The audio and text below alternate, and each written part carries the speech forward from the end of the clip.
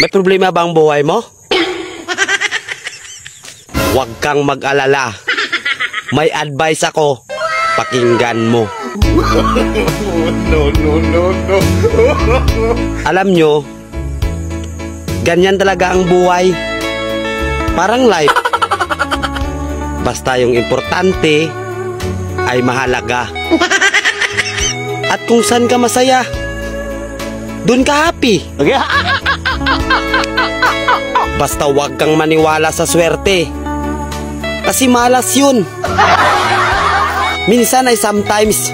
Kaya matuto tayong tumanggap ng acceptance. Halimbawa, for example, ang baby ay sanggol.